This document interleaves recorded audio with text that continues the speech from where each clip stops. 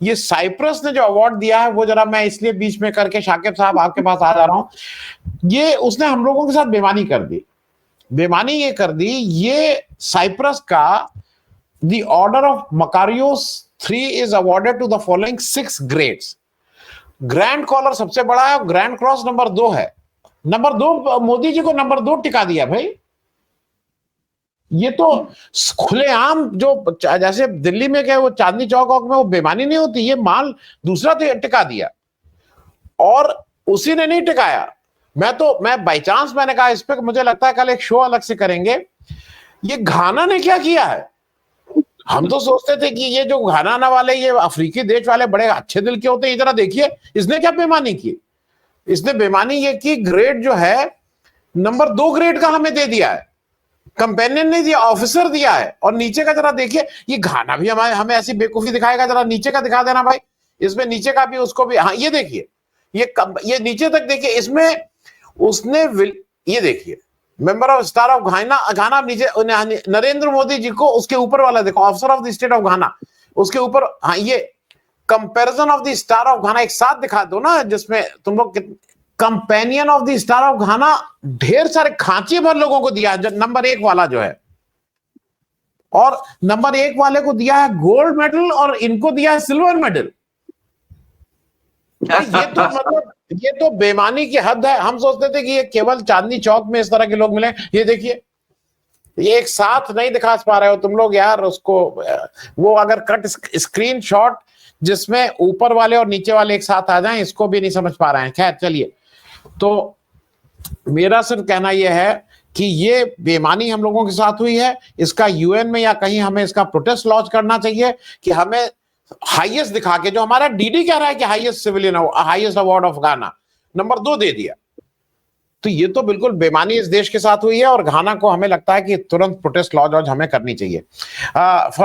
शाकिब साहब, माफी चाहता हूं कि आज आप समय नहीं मिल पाया भाई, क्योंकि देखिए कश्मीर जब आएगा, कश्मीर या मणिपुर से कभी कोई आएगा तो मुझे लगता है कि हम सब लोगों को टाइम उन लोगों को सबसे ज्यादा देना चाहिए, क्योंकि शायद आज उन लोगों के पास जुबान सबसे कम और उनकी बात सबसे कम पूरे देश में सुनी जा रही है, और उनको शायद सुनना इस देश के लिए सबसे ज्यादा जरूरी है। माफी के साथ नहीं सर, आप प्लीज सर, प्लीज। मैं जलील साहब को सुन रहा था बहुत।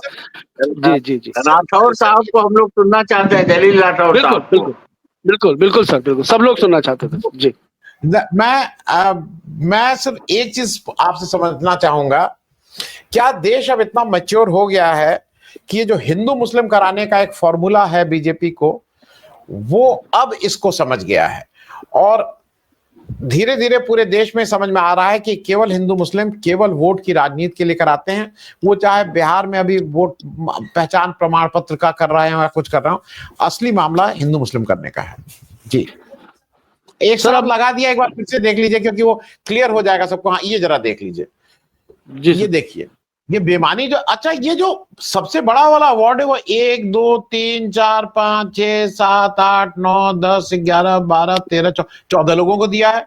विलियम रूटो जी को दिया। विलियम रूटो जी वही हैं कीनिया वाले जो हमारे अडानी जी जाके जिनसे अपना कराए थे, जिनको फिर वहां से भगाया, वो कहा गया कि नहीं उनके साथ नहीं करोगे।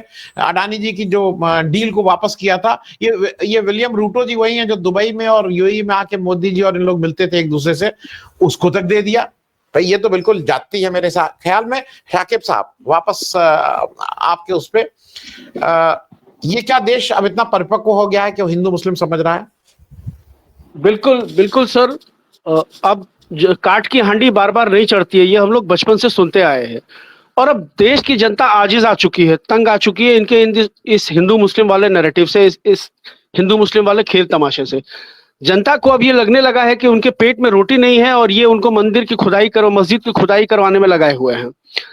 तो और आपने देखा होगा कि ये तमाम बातें जो पहलगाम के बाद, जिस तरह पुलवामा के बाद इन्होंने उग्र राष्ट्रवाद मीडिया के माध्यम से फैलाने की कोशिश की थी, जिसका पूरा चुनावी लाभ इनको मिला 2019 में, उस तरह का कोई प्लेटफॉर्म ये पहलगाम के बाद खड़ा नहीं कर पाए।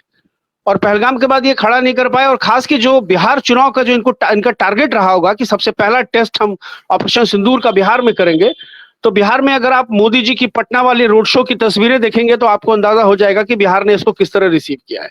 आज आप किसी चाय दुकान, किसी गली मोहल्ले टेम्पो ऑटो में चले जाइए, रिक्शा वाले पे बैठ के बात कर लीजिए, उसको इस सब से कोई मतलब नहीं है कि ऑपरेशन सिंदूर में क्या हुआ है नहीं हुआ, क्योंकि ऑपरेशन सिंदूर के बाद इतने सवाल उखड़ निकल करके सामने आ गए उस ऑपरेशन सिंदूर के गर्भ से कि वो सवाल ऑपरेशन सिंदूर पर कहीं भारी पड़ गए। ट्रंप ने सीज फायर करा दिया, उसके बाद एक के बाद एक सीडीएस का खुलासा, उसके बाद अभी जकार्ता में जो मिलिट्री के अगाशे हैं, अटाशे हैं, उन्होंने जो खुलासा किया, ये तमाम सवाल जनता के जहन में है कि उनसे कितना बड़ा झूठ बोला गया, किस तरह का गोदी मीडिया ने बखान किया, किस तरह गोदी मीडिया ने एक नैरेटिव चलाने की कोशिश की, और उसके बाद इन्होंने जाति नहीं धर्म पूछा, ये तमाम करके जो है। और अभी देखिए सर, अभी अब मुजफ्फरनगर में क्या हो रहा है, अब जनता को ये चीजें समझ में आने लगी। आप पहलगाम के बारे में कह रहे हैं कि वहां उन्होंने पैंट उतरवा के मारा, पैंट उतरवा के उन्होंने ये देखा कि खतना है कि नहीं है तब मारा। आप मुजफ्फरनगर में कांवड़ियों के लिए पैंट उतरवा के ढाबों में चेक कर रहे हैं, तो बराबरी क्यों नहीं की जाए? मतलब आप उससे अलग क्यों हैं? अभी तो पैंट उतरवा के देख रहे हैं और मारपीट कर रहे हैं, ये इसका खतना है तो इसको मारो। तो ये चीजें अब जनता समझने लगी है कि ये बराबर हैं, एक दूसरे के पूरक हैं, मतलब साइमल्टेनियसली ये तमाम ऑपरेशन चल रहे हैं इस देश में। तो आतंकवाद को अब जब जिस तरह से अभी कुछ महीनों पहले तक आतंकवाद को जिस तरह से अब्दुल के साथ जोड़ दिया जाता था, और अभी जो है वो चीजें उसमें थोड़ी कमी आई है। अब लोगों को लगने लगा है कि नहीं, आतंकवाद सिर्फ बम धमाका करना और सिर्फ अब्दुल आतंकवादी नहीं, आतंकवादी इनके यहाँ भी है और सत्ता संरक्षित आतंकवादी है, चाहे वो आगरा में करनी सेना का मामला हो, चाहे जो भी हो। जनता को अब ये चीजें समझ में आने लगी है कि इनको हिंसा करानी है, हिंसा करनी है, और इस हिंसा से जो राजनीतिक लाभ होता है वो अप्रत्यक्ष प्रत्यक्ष रूप से ये इत्तेफाक है या इंसिडेंस है, आप इसको कोइंसिडेंस बोल सकते हैं, कि एक पॉलिटिकल पार्टी को होता है, दूसरी किसी पॉलिटिकल पार्टी को उसका लाभ नहीं होता है। चाहे किसी की लाश गिरे, किसी के घर चले, किसी के मकान बुलडोज कर दिए जाएं, फायदा इसका सिर्फ एक पॉलिटिकल पार्टी उठाती है, और वो पॉलिटिकल पार्टी अब जनता के सामने धीरे धीरे बेनकाब होती जा रही है। और अब जनता ने इसको इस तरह से रिसीव करना शुरू कर दिया है, और अब देखिएगा कि अब आने वाले दिनों में और चीजें सामने आएंगी, और बिहार चुनाव में जब इनको खानी पड़ेगी मुंह की, जैसे कि आसार लग रहे हैं, और उसी आसार को देखते हुए इन्होंने ये SIR करना शुरू किया है, जिसमें अब हम लोग लगे हुए हैं। मतलब 2-4 दिनों से सर इतना मेंटल हैरेसमेंट है कि समझ में नहीं आ रहा है कौन सा कागज कहाँ से लाएं।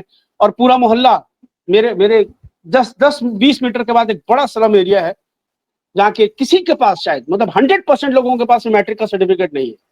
अब उनको परेशानी हो रही कि वो क्या करें, कैसे करें, उनको उनकी हेल्प करनी है, करवानी है किसी भी तरह से, कि भाई उनके नाम न छूट जाएं। तो इस एक्सरसाइज में हम लोगों को इसीलिए लगाया गया है क्योंकि इनको ये एहसास हो गया था कि यहाँ इनका कोई ऑपरेशन सिंदूर और मोदी जी का वो एयरफोर्स के ड्रेस में हेलमेट लेके पेट्रोल पंप पे चश्मा लगा के फोटो लगा हुआ, ये सब चीजें यहाँ काम नहीं करेंगी। तो ये फिर अब देखिए, इसीलिए ये समाजवाद और नमाजवाद पे आ गए गिरिराज सिंह, और एकदम से वक्फ आंदोलन के बाद इन्होंने नमाजवाद का राग अलापना शुरू कर दिया। ऐसे थोड़ी ये सब चीजें चल रही है। तो इनको लगने लगा है कि इनके पास यही एक मुद्दा है, लेकिन अवाम के बीच में इसका कोई नोटिस नहीं है। अवाम को ये चीजें अब समझ में आने लगी, तेजस्वी मुद्दों पर फोकस कर रहे हैं और ये समाजवाद और नमाजवाद पे कर रहे हैं। तेजस्वी कह रहे हैं कि हम सत्ता में आएंगे तो नौकरी देंगे, हम सत्ता में आएंगे तो युवा आयोग बनाएंगे, हम सत्ता में आएंगे तो पेंशन 2,500 रुपया माई बहन योजना के तहत महिलाओं के खाते में भेजेंगे, और ये जो है समाजवाद और नमाजवाद कर रहे हैं। जनता इस चीज का फर्क बहुत एकदम क्रिस्टल क्लियर तरीके से समझ गई है। तो इसलिए अब वो हिंदू मुस्लिम वाला नैरेटिव एटलीस्ट इनका बिहार में तो नहीं चल रहा है, और धीरे धीरे सर नफरत की उम्र बहुत ज्यादा नहीं होती है सर, और फिर जब एक बड़ा हिस्सा नफरत करते करते थक जाता है तो फिर वो नफरत अपने आप खत्म हो जाती है। जब जी सर।